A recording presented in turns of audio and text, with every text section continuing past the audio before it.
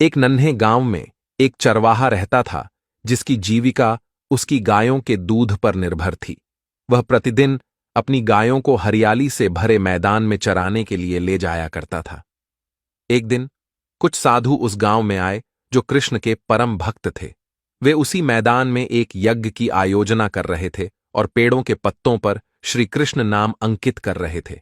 जब चरवाहा अपनी गायों को वहां ले गया तो उसकी एक गाय ने वह पत्ता खा लिया जिस पर कृष्ण लिखा था। शाम होते होते जब सभी गायें वापस गौशाला में आईं तो उस गाय ने कृष्ण का नाम जपना शुरू कर दिया। ये देख अन्य गायें उससे पूछ बैठीं, तुम ये क्या कर रही हो?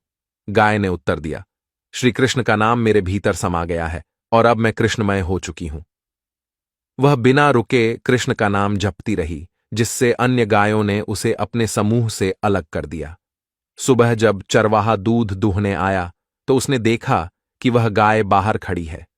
उसने उसे वापस अंदर ले आया, लेकिन जैसे ही वह चला गया बाकी गायों ने उसे फिर से बाहर धकेल दिया। चरवाहे ने सोचा, इस गाय के साथ क्या समस्या है कि अन्य सभी उसे दूर कर रहे हैं? कहीं उसे कोई रोक तो नहीं? चिंतित चरवाहे ने गहन विचार के बाद उस गाय को ले जाकर एक सुनसान जंगल में छोड़ दिया। तभी वहां से एक चोर गुजरा जिसने अकेली गाय को देखा और उसे पकड़कर एक अन्य गांव में ले जाकर एक किसान को बेच दिया। इस प्रकार उसने कुछ धन अर्जित किया। वह किसान जब गाय को अपने साथ ले गया तो देखा कि वह अभी भी कृष्ण का नाम जप रही थी।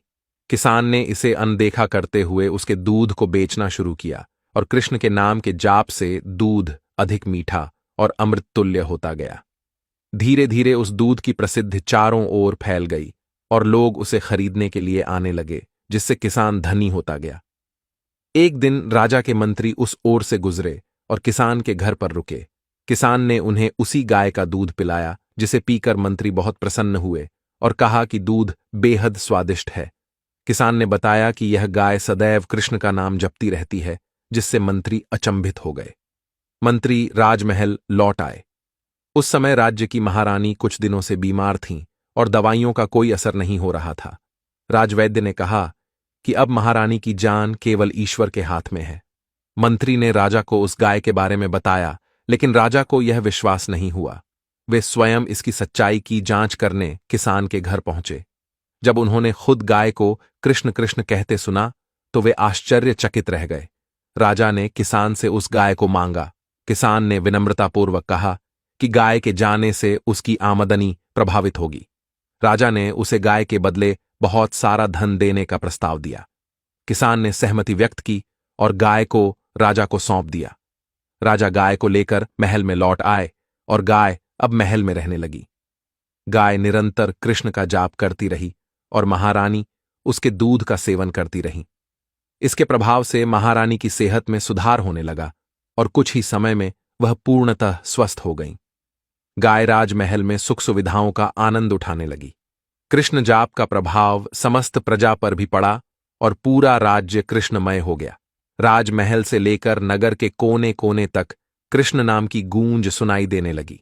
इसलिए मित्रों, ये कहानी हमें सिखाती है कि कृष्ण की भक्ति में असीम शक्ति है जो हर सुख को आकर्षित करती है।